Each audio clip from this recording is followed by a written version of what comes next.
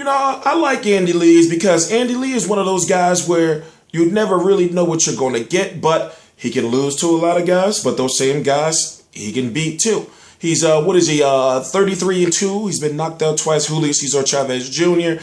and then Brian Vera. And then he avenged his loss against Brian Vera. And then the same night Chavez Jr. defeated him, it was announced that Chavez Jr. was going to be taking on Sergio Martinez. How do I know that? It's because I'm T-Street Controversy, and I'm T-Street Controversy Live, and I cover every single major fight live.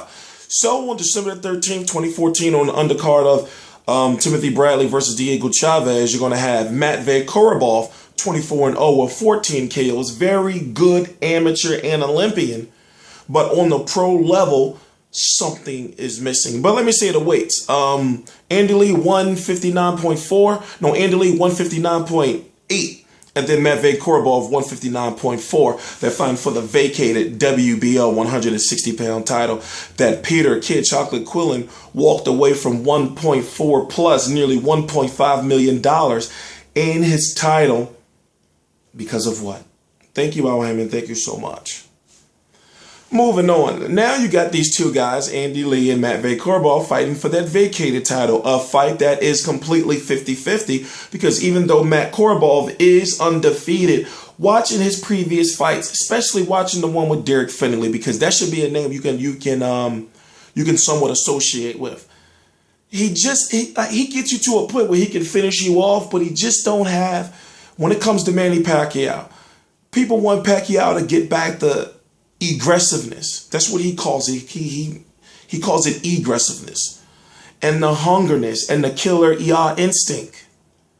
That's what Matvey Korobov doesn't have. So if it's a better way to describe him, that's it. Like, he has the skills, he has the punch variety, he has the punch output, but it's kind of like he's punching like a declawed kitten. That's just my opinion. To whereas in Andy Lee, you got to look at Andy Lee last fight. It was a fight at 154 pounds against this guy named John Jackson. And no, not the trainer of Sergey Kovalev, John David Jackson. But John Jackson was like this. He kind of reminded, he looked like, for some reason, every time I see John Jackson, I think of like Nicholas Walters.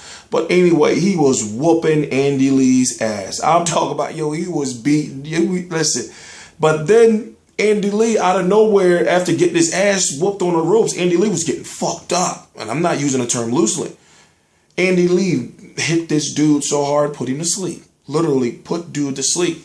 So now Andy Lee's getting title shot, and he has a very good chance of winning. Because like I said, you really don't know what you're going to get. And then maybe, in the spirit of Emmanuel Stewart, his trainer, and we don't know. Well, if you don't know. He used to live with Emmanuel Stewart, and Emmanuel Stewart was his mentor, and Emmanuel Stewart trained Lennox Lewis, Vladimir Klitschko, yada, yada, yada. He hasn't lost a fight since 2012, and that was to Julio Cesar Chavez Jr. Remember, we're going on 2015. He only has, what the fuck is that? Fruit fly? What's going on? Oh, he went problems. Sorry, but listen.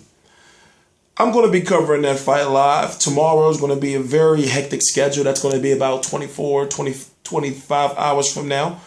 Amir Khan versus Devin Alexander, Keith Thurman, Leonard Bundle, Jamel and Jamal Charlo, Babette Shomanov, Yoshihiro Kamagai, Victor Ortiz, Abner Maris, Korobov Lee, which I'm talking about, Timothy Bradley Chavez, Benavidez, Herrera, and I'm probably missing a couple of fights, but it's a long, long weekend, but a prosperous one. There's a point I gotta prove. T-Street Controversy Live.